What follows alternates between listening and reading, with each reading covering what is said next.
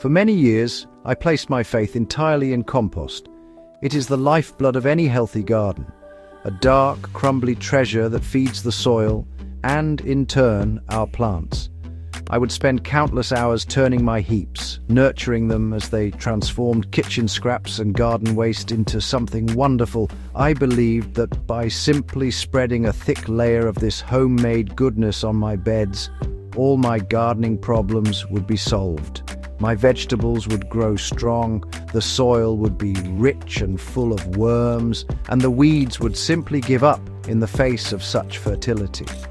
It was a beautiful idea, and for a while, it seemed to work well enough.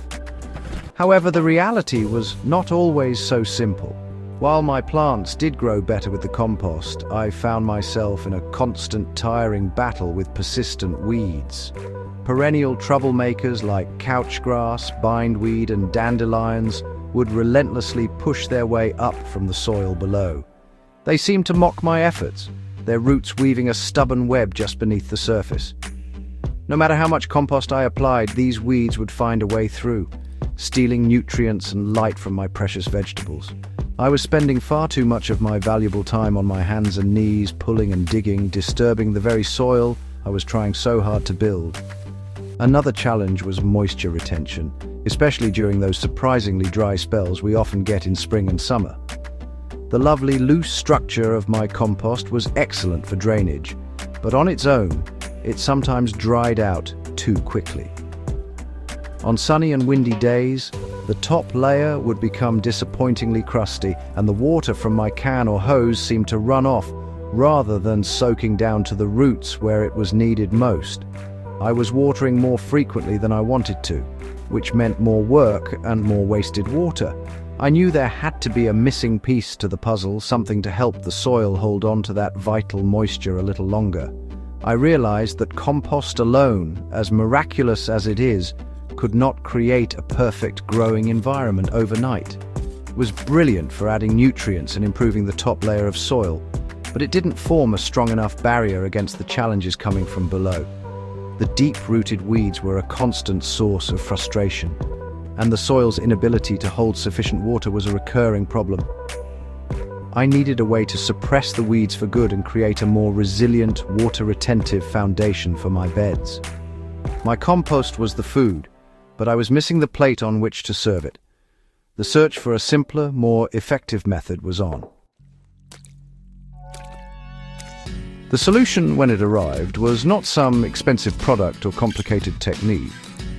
It was something I had been overlooking for years, something most of us simply throw away or put out for recycling. It was plain, brown cardboard. At first, the idea seemed almost too simple to be effective. How could a flimsy piece of packaging material make such a profound difference in the garden? It seemed counterintuitive to lay what is essentially paper on top of the soil. But as I began to experiment with it, I quickly understood its incredible potential. This humble, unassuming material was about to become the cornerstone of my no-dig gardening method.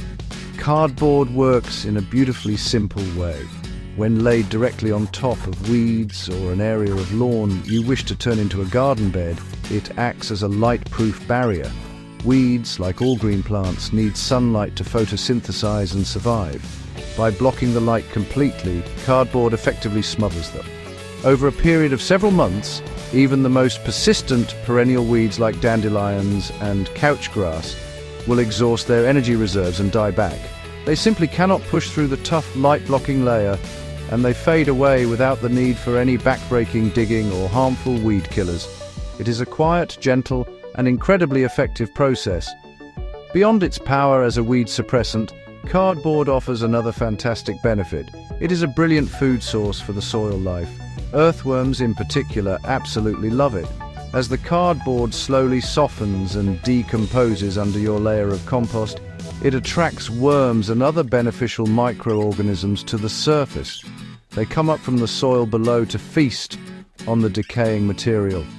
And in doing so, they drag organic matter down into the soil.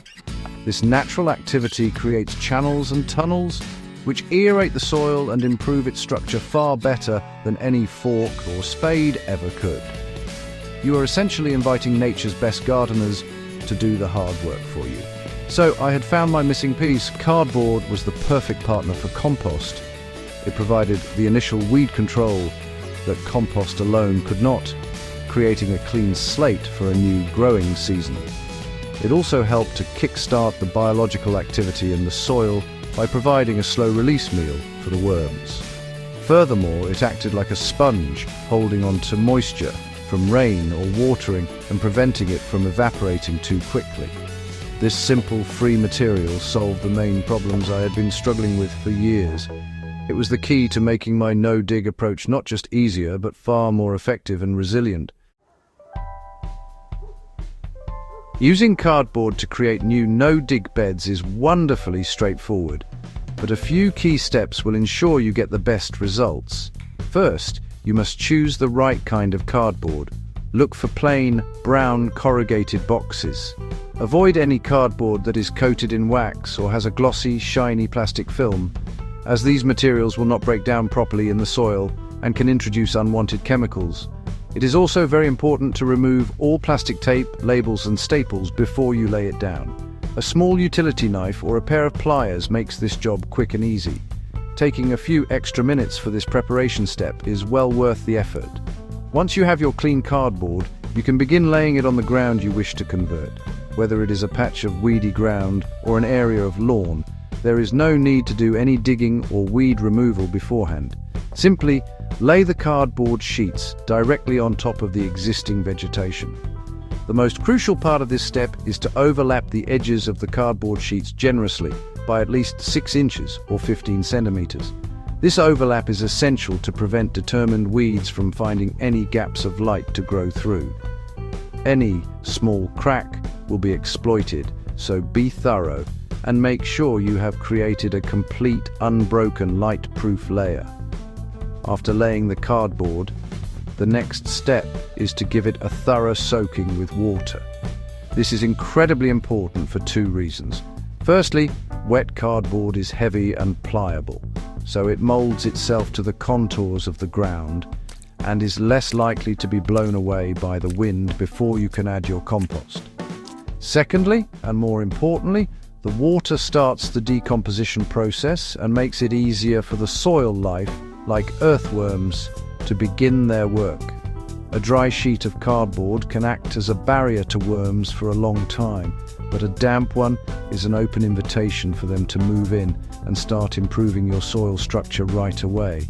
With your overlapped and soaked cardboard in place, the final step is to add your organic matter on top.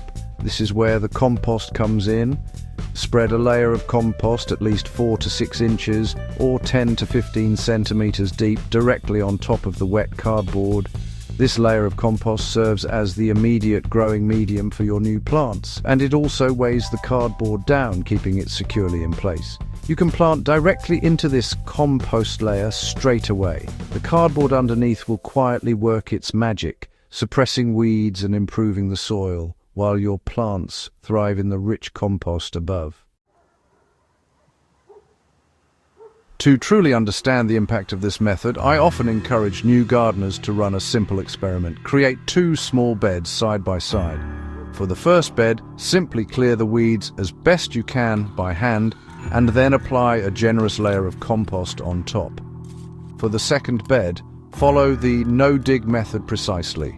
Lay down a layer of overlapping cardboard first, soak it well, and then add the same amount of compost on top. Plant identical seedlings in both beds, perhaps some lettuces or courgettes, and then watch what happens over the next few weeks.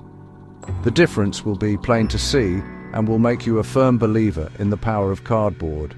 Within a short time, you will notice that the first bed, the one without the cardboard base, requires much more of your attention. Weeds will quickly begin to reappear, poking up through the compost layer from the soil below. You will find yourself constantly weeding to prevent them from competing with your vegetables. In contrast, the second bed with its cardboard foundation will remain almost entirely weed-free. The cardboard barrier does its job perfectly, smothering the old weeds and preventing their seeds from germinating.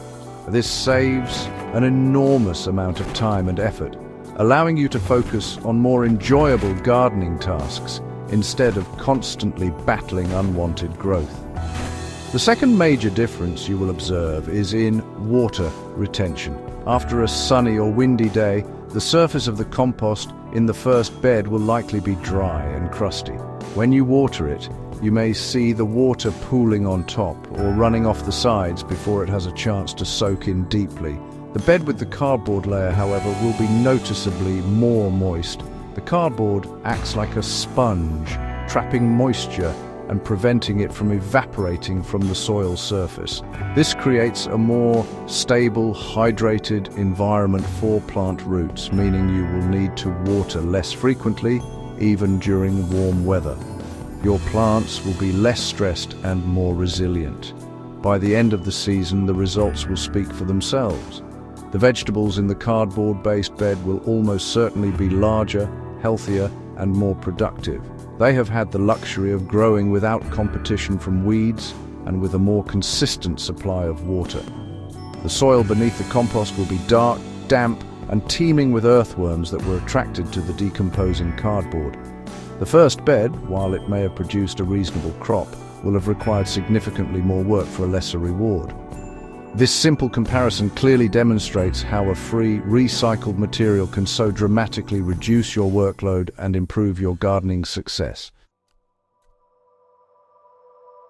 The benefits of using a cardboard base are not just a one-season wonder. They lay the groundwork for years of improved soil health and easier gardening. As the initial cardboard layer completely decomposes, which usually takes between 6 to 12 months, it becomes fully incorporated into the soil. It adds a significant amount of carbon, a vital element that feeds the soil food web and helps to build a stable, sponge-like soil structure. You're not just suppressing weeds for a single season. You are actively building fertility from the ground up, creating a rich legacy of healthy soil that will benefit your garden for years to come. This method also makes crop rotation incredibly simple and effective. At the end of each growing season, there is no need for any digging or tilling. You simply leave the soil structure and its precious network of fungal hyphae and worm tunnels intact. All you need to do is apply a fresh layer of compost. A mulch of about an inch or 2 is perfect on top of the bed. This annual top dressing of organic matter is enough to replenish the nutrients used by the previous crop and to smother any new weed seeds that may have landed on the surface. You can then plant your next crop directly into this fresh compost, ensuring a healthy rotation without ever disturbing the soil below. Over time, this continuous process of mulching on top of an undisturbed soil structure leads to profound and lasting improvements. The soil becomes darker, more crumbly, and exceptionally rich in organic matter. Its capacity to hold water increases year on year, making your garden far more resilient to periods of drought. The population of earthworms and beneficial microbes will explode as they have a constant supply of food and a stable, undisturbed habitat. This thriving underground ecosystem does a fantastic job of cycling nutrients, making them readily available to your plants and reducing the need for any additional fertilizers. You will find that with each passing year, your gardening becomes easier and more productive. The initial weed problem becomes a distant memory, replaced by a clean, fertile growing medium. The soil, once perhaps compacted or lifeless, transforms into a vibrant, living entity that sustains healthy, vigorous plants with minimal intervention. By simply layering cardboard and compost, you are working in harmony with nature's own processes. You are feeding the soil, and in return, the soil is feeding your plants. This is the true secret to long-term, sustainable gardening success. Build healthy soil, and the rest will follow. While the cardboard method is remarkably forgiving, there are a few common mistakes that can hinder your success. One of the most frequent errors is using the wrong type of cardboard. It can be tempting to use any box you have, but it is vital to avoid those with a waxy or plastic coating, often found on refrigerated or frozen food boxes. These coatings prevent water from penetrating and stop the cardboard from decomposing, creating an impenetrable barrier that harms soil life. Always stick to plain uncoated brown cardboard and be diligent about removing every last bit of plastic tape and all the staples before you lay it down. Another critical mistake is not overlapping the cardboard sheets enough. Weeds are opportunistic and will exploit even the smallest chink of light. If you leave a gap between your sheets, you are essentially creating a perfect channel for stubborn weeds like bindweed or couchgrass to grow through. A small overlap of an inch or two is simply not enough. I always recommend a generous overlap of at least 6 inches, 15 centimeters, to be absolutely certain that you have created a solid, light-proof blanket. Taking your time with this step will save you hours of weeding later in the season, so it is an investment well worth making. Skipping the soaking step is another shortcut that can cause problems. Laying dry cardboard and covering it with compost might seem quicker, but it can create a dry, impenetrable layer that earthworms cannot get through and that water struggles to penetrate. This can lead to your compost layer drying out on top, while the soil beneath remains dry. A thorough soaking ensures the cardboard is immediately integrated into the soil ecosystem, encouraging worms to move in and moisture to be held right where your plant roots need it. Always give your cardboard a good drenching with a hose or a few watering cans before you add the compost. Finally, timing is important. The best time to create new cardboard beds is in the autumn. This gives the cardboard and the weeds beneath it the entire winter to break down. So by the time you are ready for spring planting, the ground will be in perfect condition. However, you can create a bed at any time of year and plant into the compost on top straight away. By avoiding these simple mistakes, using the right materials, overlapping generously, soaking thoroughly and timing it well, you set yourself up for a season of easier, more productive gardening. This simple hack truly transformed my garden, and I have no doubt it can do the same for yours.